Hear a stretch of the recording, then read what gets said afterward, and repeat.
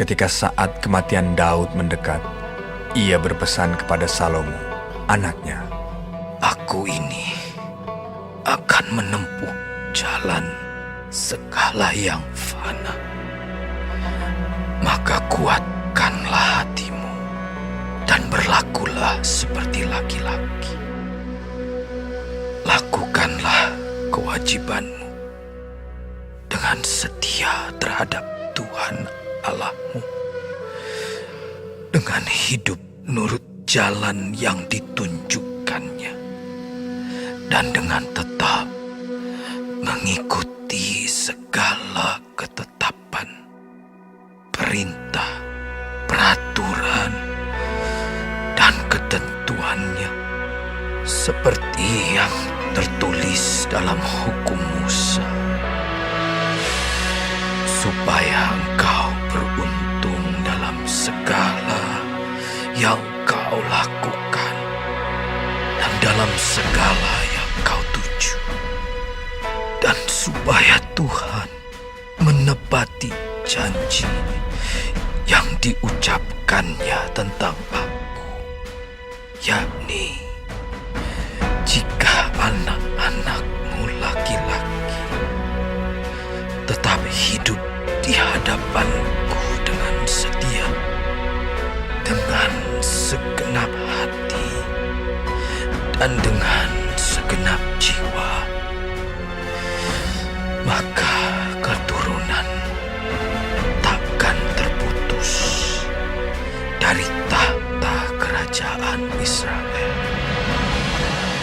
Dan lagi, engkau pun mengetahui apa yang dilakukan kepadaku oleh Yoab, anak Zeruya, apa yang dilakukannya kepada kedua panglima Israel, yakni Abner bin Ner dan Amasa bin Yeter. Ia membunuh mereka dan menumpahkan darah dalam zaman damai, seakan-akan ada perang, sehingga sabuk pinggangnya dan kasut kakinya berlumuran darah. Maka bertindaklah dengan bijaksana, dan janganlah biarkan yang ubanan itu turun dengan selamat ke dalam dunia orang mati. Tetapi kepada anak-anak Barzilai, orang Gilead itu, haruslah kau tunjukkan kemurahan hati. Biarlah mereka termasuk golongan yang mendapat makanan dari mejamu, sebab mereka pun menunjukkan kesetiaan dengan menyambut aku pada waktu aku melarikan diri dari depan kakakmu Absalom. Juga masih ada padamu Simei bin Gera, orang Benyamin dari Bahurim. Dialah yang mengutuki aku dengan kutuk yang kejam pada waktu aku pergi ke Mahanaim. Tetapi kemudian ia datang menyongsong aku di sungai Yordan, dan aku telah bersumpah kepadanya demi Tuhan, takkan kubunuh engkau dengan pedang. Sekarang jangan bebaskan dia dari hukuman, sebab engkau seorang yang bijaksana dan tahu apa yang harus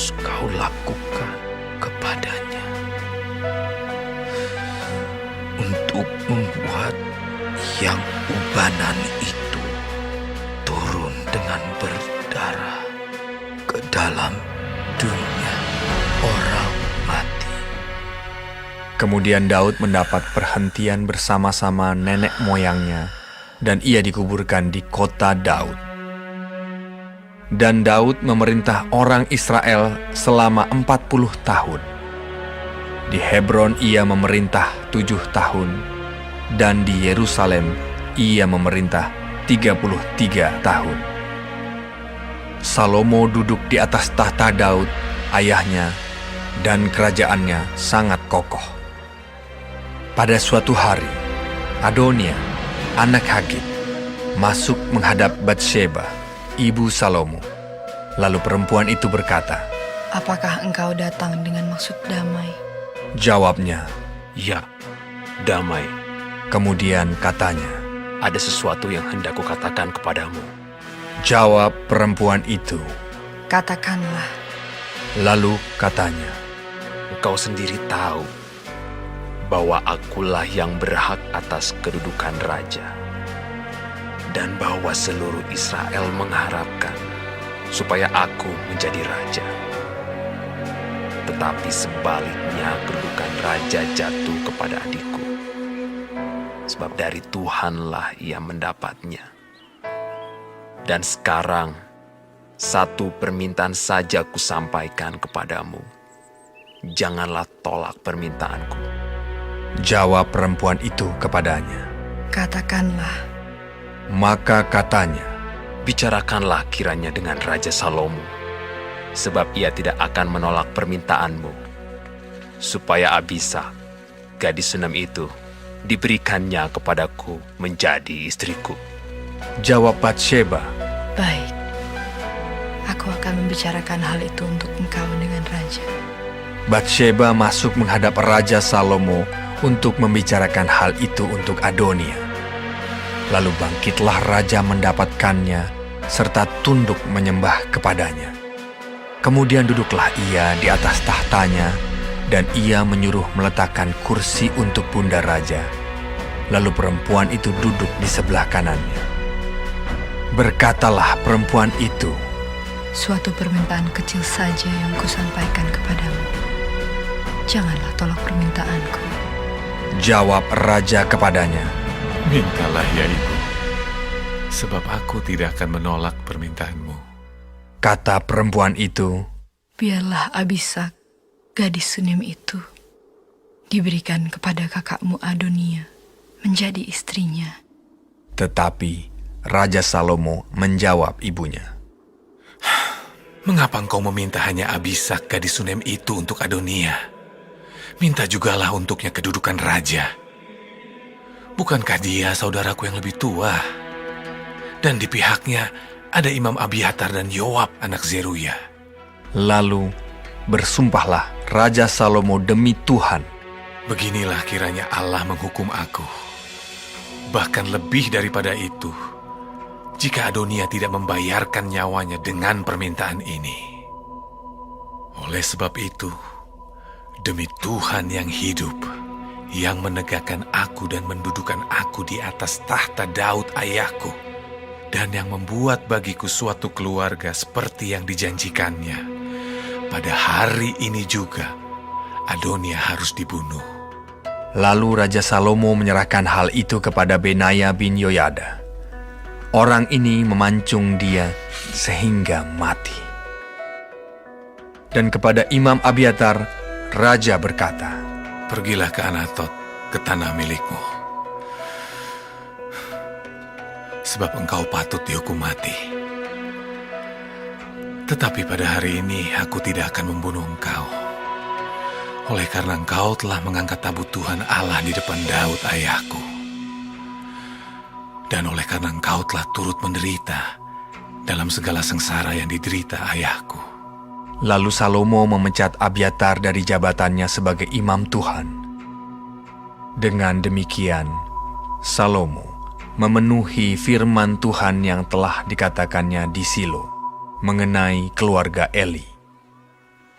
Ketika kabar itu sampai kepada Yoab, memang Yoab telah memihak kepada Adonia, sekalipun ia tidak memihak kepada Absalom. Maka larilah Yoab ke kemah Tuhan, lalu memegang tanduk-tanduk mezbah. Kemudian diberitahukanlah kepada Salomo bahwa Yoab sudah lari ke kemah Tuhan dan telah ada di samping mezbah. Lalu Salomo menyuruh Benaya bin Yoyada. Pergilah, pancung dia. Benaya masuk ke dalam kemah Tuhan serta berkata kepadanya, Beginilah kata raja, keluarlah. Jawabnya, Tidak, sebab disinilah aku mau mati. lalu Benaya menyampaikan jawab itu kepada raja. Katanya, Beginilah kata Yoab, dan beginilah jawabnya kepadaku. kata raja kepadanya, Perbuatlah seperti yang dikatakannya. Pancunglah dia dan kuburkanlah dia. Dengan demikian, engkau menjauhkan daripadaku dan daripada kaumku noda darah yang ditumpahkan Yoab dengan tidak beralasan. Dan Tuhan akan menanggungkan darahnya kepadanya sendiri, karena ia telah membunuh 2 orang yang lebih benar dan lebih baik daripadanya. Ia membunuh mereka dengan pedang, dengan tidak diketahui ayahku Daud, yaitu Abner bin Ner, panglima Israel, dan Amasa bin Yeter, panglima Yehuda. Demikianlah darah mereka akan ditanggungkan kepada Yoab dan keturunannya untuk selama-lamanya. Tetapi Daud dan keturunannya, dan keluarganya, dan tahtanya akan mendapat selamat daripada Tuhan sampai selama-lamanya. Maka berangkatlah Benaya bin Yoyada, lalu memancung dan membunuh Yoab. Kemudian dia dikuburkan di rumahnya sendiri di padang gurun. Raja mengangkat Benaya bin Yoyada menggantikan Yoab menjadi kepala tentara. Dan raja mengangkat Imam Zadok menggantikan Abiatar. Kemudian raja menyuruh memanggil Simei dan berkata kepadanya, Dirikanlah bagimu sebuah rumah di Yerusalem. Diamlah di sana, dan janganlah keluar dari sana kemana-mana pun. Sebab ketahuilah sungguh-sungguh, bahwa pada waktu engkau keluar dan menyeberangi sungai Kidron, pastilah engkau mati dibunuh, dan darahmu akan ditanggungkan kepadamu sendiri. Lalu berkatalah Simei kepada raja, Baiklah demikian, seperti yang tuanku raja katakan, demikianlah akan dilakukan hamba-Mu ini. Lalu Simei diam di Yerusalem beberapa waktu lamanya. Dan sesudah lewat 3 tahun, terjadilah bahwa 2 orang hamba Simei lari kepada Akis bin Maaka, Raja Gad, lalu diberitahukan kepada Simei. Ketahuilah, kedua orang hamba-Mu ada di Gad. Maka berkemaslah Simei, dipelanainya keledainya, dan pergilah ia ke Gad, kepada Akis, untuk mencari hambanya itu. Lalu Simei pulang dan membawa mereka dari Gad. Ketika diberitahukan kepada Salomo bahwa tadinya Simei pergi dari Yerusalem ke Gad dan sekarang sudah pulang, maka raja menyuruh memanggil Simei dan berkata kepadanya, Bukankah aku telah menyuruh engkau bersumpah demi Tuhan, dan telah memperingatkan engkau begini? Ketahuilah sungguh-sungguh, bahwa pada waktu engkau keluar dan pergi kemana-mana pun, pastilah engkau mati dibunuh. Dan engkau telah menjawab, Baiklah demikian, aku akan mentaatinya. Mengapa engkau tidak menepati sumpah demi Tuhan itu, dan juga perintah yang kuperintahkan kepadamu? Kemudian kata raja kepada Simei, Engkau sendiri tahu dalam hatimu segala kejahatan yang kau perbuat kepada Daud ayahku. Maka Tuhan telah menanggungkan kejahatanmu itu kepadamu sendiri. Tetapi diberkatilah kiranya Raja Salomo, dan kokohlah tahta Daud di hadapan Tuhan sampai selama-lamanya. Raja memberi perintah kepada Benaya bin Yoyada, lalu keluarlah Benaya. Dipancungnya Simei sehingga mati. Demikianlah kerajaan itu kokoh di tangan Salomo.